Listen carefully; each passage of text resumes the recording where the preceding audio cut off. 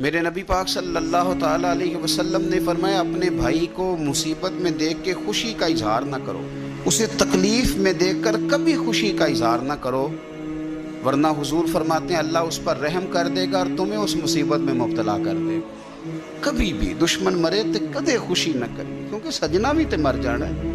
کبھی اپنے بھائی کو مصیبت میں دیکھ کر آپ یقین کریں کہ میں نے دیکھا ہے کہ بھابھی کا خاندان کسی تکلیف میں آ گیا ہے تو وہ بجائے اس کے کہ ان کے لیے دعا ہوتی، لیکن شریکہ چل رہا ہے نا، تو تبصرے ہوتے ہیں کہ میں نے تو پہلے ہی کہا تھا یہ لوگ ٹھیک نہیں۔ یہ بامروت با اخلاق اور وفادار لوگوں کا یہ رویہ ہی نہیں ہوتا۔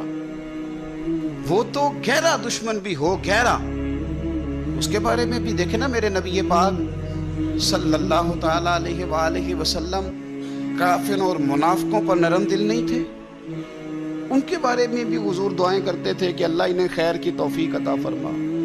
تو کبھی بھی کسی کے بارے میں اس طرح کا رویہ اختیار نہ کریں، اسی طرح کا ہمارا معاملہ عیب تلاش کرنے کا ہے۔ میں کس طرح کھول کے آپ کو یہ بات عرض کروں کہ لوگوں کا دل کرتا ہے کہ ہمیں خوبیاں نہیں کمیوں کا بھی پتہ چلے، ٹٹولتے ہیں کہ تو وہاں نہیں جاتا، تو جاتا تھا تو اب کیوں نہیں جاتا، اور تو اگر جاتا ہے تو پھر تو کوئی کہانی سنا، کوئی بات چھیڑ۔ یہ ہمارا مزاج ہے، ہم چاہتے ہیں، میرے رب نے ہمیں محدود بنایا ہے، ہم لامحدود کیوں ہوتے ہیں؟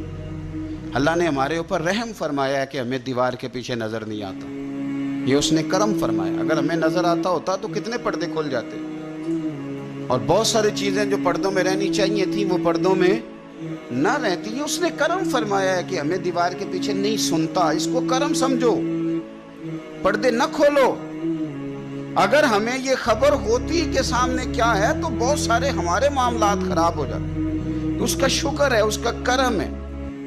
یہی بہتر ہے کہ پردوں میں وہ پردہ پوش رہے، اور وہ اگر پردے اٹھا دے تو کسے ہوش رہے۔ مہربانی کریں، آپ جو اللہ تعالیٰ نے ہمیں محدود بنایا تو لامحدود ہونے کی کوشش کیوں کرتے ہو؟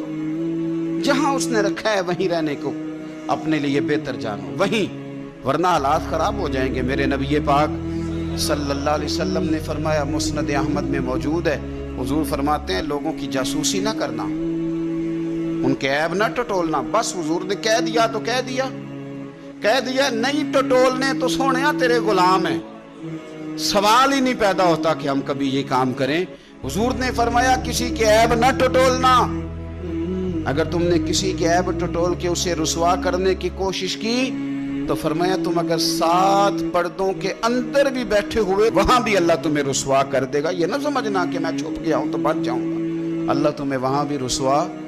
تو کچھ جرموں کی دنیا میں ہم دیکھتے ہیں، اور اس کا سادہ ترجمہ یہ ہے کہ جیسا کرو گے ویسا بھرو گے، یہ ہوتا ہے، اور آپ اس سے بچ ہی نہیں سکتے۔